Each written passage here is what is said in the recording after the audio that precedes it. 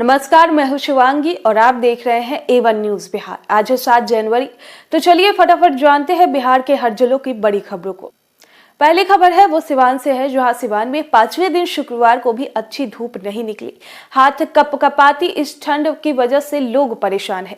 इससे बचने का अलाव ही एकमात्र सहारा है। इससे जनजीवन पूरी तरह अस्त व्यस्त हो गया है।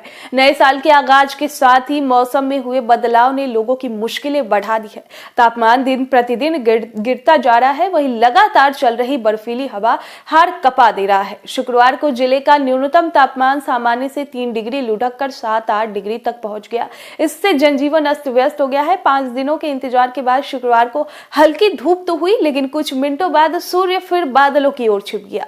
शाम होते ही शीतलहर व गलन के कारण लोग कपकपा उठे।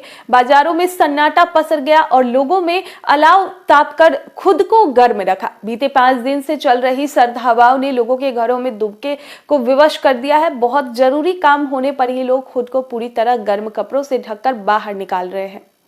अगली खबर, गोपालगंज सदर अस्पताल में पिछले 3 माह से मरीजों को अल्ट्रासाउंड की व्यवस्था नहीं मिल रही है, जिसके कारण मरीज प्राइवेट में महंगे दामों पर अल्ट्रासाउंड कराने को विवश होते हैं।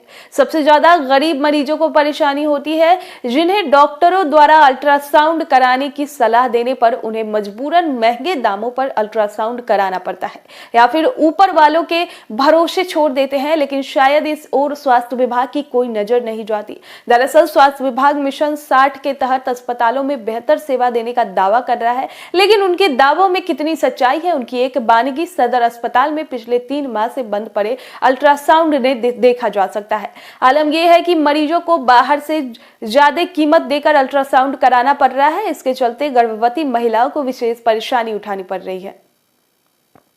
अगली खबर है बिहार से, जहां बिहार में हड़ताल कर रहे पीडीएस यानी राशन डीलरों पर नीतीश सरकार सख्त हो गई है। खाद्य एवं उपभोक्ता संरक्षण विभाग ने राशन नहीं बांटने वाले जन वितरण प्रणाली दुकानदारों पर कार्रवाई के निर्देश दिए हैं। सभी जिलाधिकारियों को हड़ताल कर रहे पीडीएस डीलरों का लाइसेंस निरस्त करने के लिए कहा गया है। ऐसे में राशन दुकानदारों के बीच हड़कंप मच गया है। बता दें कि मार्जिन मनी और मानदेय बढ़ाने की मांग को लेकर पीडीएस डीलर 1 जनवरी से हड़ताल पर है। खाद्य एवं उपभोक्ता संरक्षण विभाग के सचिव विनय कुमार को गुरुवार को जिलाधिकारियों को निर्देश जारी किया है। उन्होंने कहा कि जो पीडीएस दुकानदार राशन का वितरण नहीं कर रहा है, उनके खिलाफ उचित कार्रवाई करें। राशन नहीं बांटने वालों के लाइसेंस निरस्त किए जाए। बता दें कि बिहार के फेयर प्राइस डीलर्स एसोसिएशन के आह्वान पर राशन दुकानदार 1 जनवरी को हड़ताल पर चले गए थे। 8 सूत्री मांगों को लेकर दुकानदार राशन को वितरण नहीं कर रहे हैं। इस वजह से लाभुकों को राशन लेने में दिक्कत हो रही है। यह हड़ताल 9 जनवरी तक जारी रहेगी। अब सरकार ने हड़ताल कर रहे राशन डीलरों पर कार्रवाई की बात कह दी है।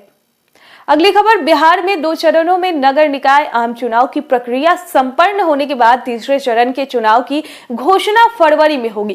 राज्य निर्वाचन आयोग तीसरे चरण की तैयारी में जुट गया है। तीसरे चरण में मधुबनी व सहरसा नगर निगम सहित 24 नगर निकायों में आम चुनाव कराए जाएंगे। आयोग सूत्रों के अनुसार तीसरे चरण के चुनाव को लेकर बूथों के गठन की प्रक्रिया पूरी कर ली गई है।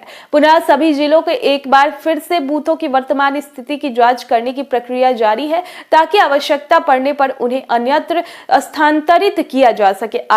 आयोग के अनुसार 15 जिलों के 2 नगर निगम, 13 नगर परिषद और 9 नगर पंचायतों में अब आम चुनाव तीसरे चरण में होंगे। राज्य में कुल 261 नगर निकाय है। इनमें 224 नगर निकायों में पहले व दूसरे चरण में आम चुनाव कराए गए हैं। तीसरे चरण में 24 नगर निकायों में आम चुनाव के बाद शेष 13 नगर निकायों का कार्यकाल समाप्त होने के बाद वहां चुनाव कराए जाएंगे।